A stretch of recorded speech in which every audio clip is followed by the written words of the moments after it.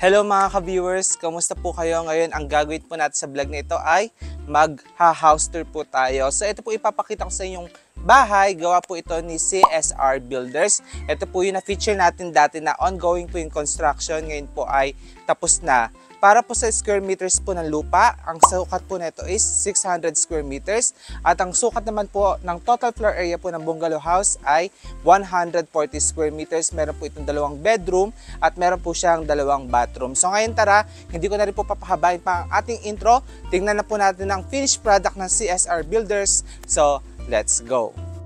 Start po tayo sa front po ng bahay. So dito po located ang kanilang garage. And syempre, meron din po itong porch area kung saan po located naman ang kanilang main door. Ngayon po, bago natin highlight sa mga ginamit po na materials, dito muna po tayo sa other side. Para po sa side view po na ito, meron po itong corner window na nilagay. Nilagyan din po ito ng awning window sa lanay. Gumamit sila ng sliding door at sliding window po. Tapos yung nakikita niyo po sa taas po ng window, naguhit-guhit, ito po ay wall groove. So, ang purpose po niyan to add accent po sa exterior po ng bahay. So, again, yan po yung itsura po ng other side po ng house. Tingnan nyo naman po ang pagkakagawa. Napaka-pulido. Next po natin, dito naman po tayo sa back view po ng bahay. So, ito po mga ka-viewers, para sa exterior paint, gumamit po sila ng color. Tool white po yan na glossy. And para naman po sa roof, charcoal gray or dark gray.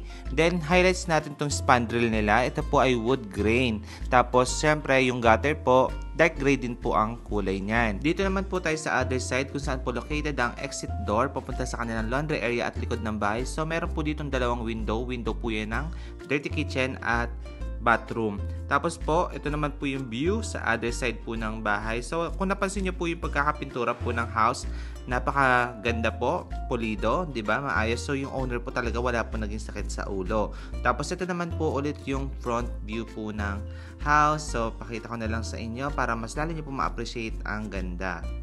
Focusan naman po natin yung ginamit po na materials dito sa kanilang garahe. So, yung nakikita nyo po dito sa column, meron po ditong ginamit na wall deco tiles. Ito po ay 30 by 60 at ito po ay matte finish. Sa bawat column po, nilagyan na po yan ng wall lights, 'di ba? Tapos, ito naman po yung ginamit na ceiling dito. Ang ginamit po na materials is Hardiplex and meron na din po yung center light. Tapos po mga ka-viewers, para naman po sa wall, meron din po itong wall deco tiles na 30 by 60 and ito na din po yung kanyang mga window. 3 po yan na awning window. Next po natin, dito naman po tayo sa porch area. Kung napansin nyo po, no, yung bungalow house is mataas at meron pong nilagay na stairs. Kasi po mga ka-viewers, alam niyo naman po, climate change, maganda po pa nagpagawa po kayo ng bahay, ay mataas-taas po ang pagkakabuild. Gaya po na itong ginawa ng CSR Builders. So dito po, located na ang kanila, syempre, main door na gawa po sa mahogany. And sa gilid po ng main door, meron naman po itong fixed window at sa other side ay WPC panel na nahahawig po sa fluted panels. Ang WPC panel po kasi, kaya ito po yung ginagamit, ito po yung perfect na gamitin pang exterior. Mas makapal po kasi ito compare po sa fluted panels. At ito po talaga ginagamit po siya pang outdoor, pang exterior kasi po, ayun po, to add elegance po sa bahay. So, ito po yung itsura niya sa malapitan. And ito po, nilagyan po ng wall lights ni CSR. Tapos, ito po, corner window. Sa taas po ng window nila, may tinatawag naman po na canopy. Yan, na meron na pong downlight. Ito naman po yung itsura ng stairs nila. Bali, gumamit po sila na 60 by 60 po na tiles na matte finish. Tapos po, para naman po pala sa flooring ng kanilang garage, ito po talaga dati nang ginagamit. Washout pebbles po yung tawag sa ganyang method po ng paggawa po ng flooring. Proceed naman po tayo sa living area. So, tingnan nyo naman po kung gaano ka-spacious at elegante po yung loob ng bahay. So, ito po mga ka-viewers, sa pag-construct po ng house, sa interior design po ay katuwang nyo na po si CSR Builders at pinaprovide nyo po yan for free. So, ang tiles po na ginamit dito is 60 by 60 po na marble look na ang ganda po ng pagka-marble look, hindi po busy sa mata. And ito po, yung color palette po na gagamitin na furniture, sinadjust po yan ni CSR. And yung kanya pong back view na main door, ayan na po yung itsura. And para po sa ceiling, ito na po yung nilagay. Sa center po, meron po siyang PVC panel po na wood look. And ito naman po yung center lights nila, napaka-elegante, may touch of gold. And yung ceiling po, meron na rin itong cove light na warm color po.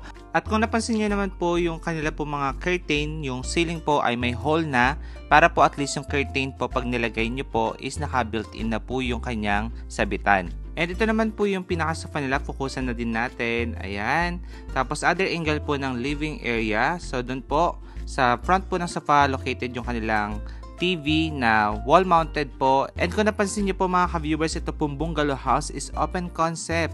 Diretso lang talaga siya na meron lang pong mini partition dito po na gawa po sa tubular. So metal po yan na pininturahan po ng white. Para naman po sa interior paint po ng house, ang ginamit po pala is tool white po na glossy. So ito naman po pala ang kanilang dining area. Alam niyo po, sa paggawa po ng bahay, lagi kong sinasabi wag niyo pong tipirin sa ilaw ang house ninyo kasi nakakadagdag po ng ganda po kung maganda po yung ilalagay ninyong ilaw sa house ninyo. So ito po, 6-seaters na po yan na dining set ang kasya po sa dining area. And dito po, meron po ditong curtains na papunta po yan sa kanilang lanay. Tapos po, yung ceiling, focusan ko na lang din po na two-tone ng kulay, white, and meron pong wood look po. Again, ito na po yung dining area. Next po natin, dito naman po tayo sa main kitchen. Alam niyo po, ang napansin ko po sa CSR Builders, hindi po tinipid sa materyales yung bahay. Yun po yung maganda sa kanila, no? Talaga pong quality yung ilalagay. Tignan niyo naman po yung island bar, na quartz na po yan, at meron na po itong fluted panels. Tapos kulang na lang po is bar stool. And syempre, included na rin po sa napag-usapan nila ito pong kitchen cabinet na glossy po yung cover.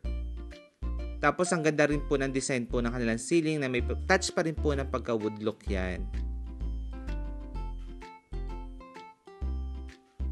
And tingnan nyo naman po yung kanilang backsplash. Ang ginamit po is 30x60 po na white po na may naka-emboss lang po na parang octagon, ganon. And dito naman po sa ilalim, pwede pa po maglagay dito ng upuan o kaya po another cabinet po yung owner. After po natin sa kanilang main kitchen, dito naman po tayo sa auxiliary kitchen o mas kilala pong dirty kitchen. So dito po meron pa po mga ayusin at dito po located yung kanilang refrigerator.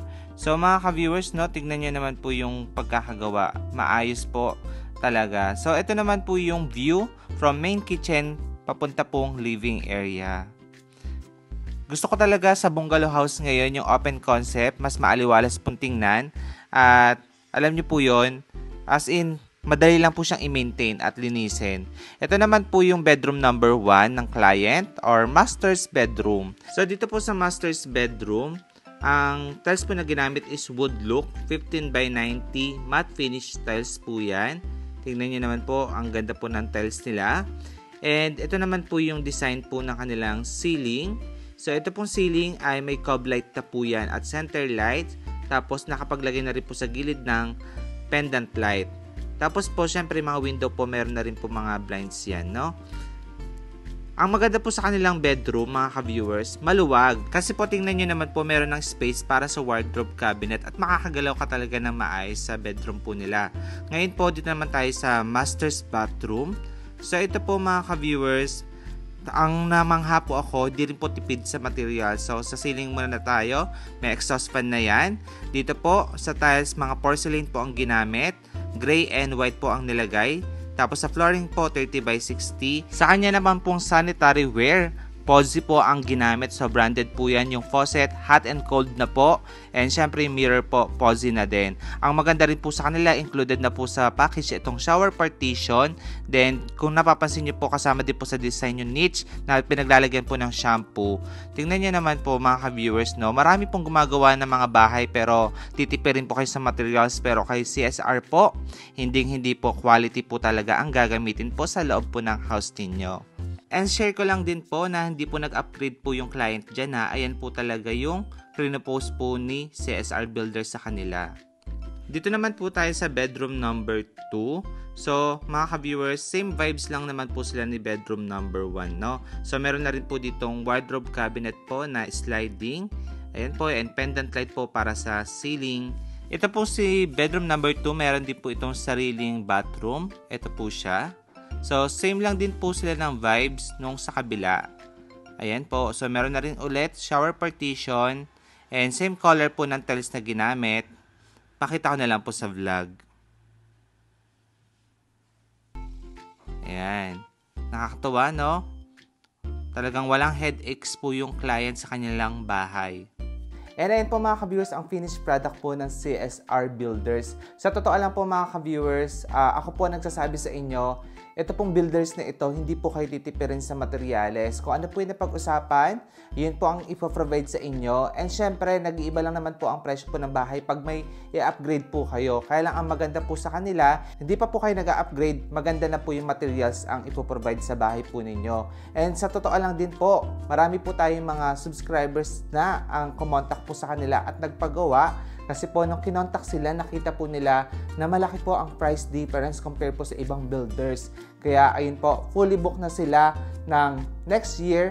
Ang tatanggapin na lang po nila sa paggawa po ng bahay is October onwards na lang po. And baka mga ka-viewers, hinahanap nyo po yung common bathroom po sa house. Ang plano po ng client is magpapagawa po siya ng gazebo, kaya po outdoor kitchen. Then, dun po ilalagay po yung common bathroom po nila. So, doon na po yun, no? Kaya wala po naging common bathroom dun sa house. Ayun po yung kwento. Kung gusto niyo naman po malaman mga ka-viewers ang inabot po ng bahay, please inquire po tayo sa kanilang Facebook. At ako na po nagsasabi sa inyo, hindi ko lang po kasi ma-disclose kasi alam niyo naman po ang materials nag-iiba-iba po yung presyo ng mga yan. Pero upon checking po, napakababa po nila magpresyo ng bahay kasi po ang gusto po ng CSR Builders ay makapagbigay po ng trabaho sa kanilang builders at hindi naman po sila nag-aay na kumita ng malaki. Ang gusto lang din po nila ay mapagpatuloy po yung naging proyekto po ng father po ng owner po na si CSR Builders. Kaya ayun po mga ka-viewers, kung naghahanap po kayo ng legit po na gumagawa ng bahay, pulido, at hindi po kayo mai-scam, mag-message na po kayo sa kanilang Facebook. So ngayon, hindi ko na rin po papahabain pa. Sana meron po kayo na akong idea sa vlog na ito. Maraming salamat po sa panonood. Ingat po kayo and God bless.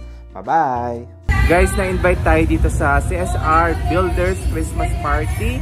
And share ko lang, talaga natutuwa ako sa builders na ito kasi talagang mapagmahal sa kanilang mga gumagawa ng mga bahay. Tingnan niyo po yung pa-Christmas party nila. Nakaka-proud.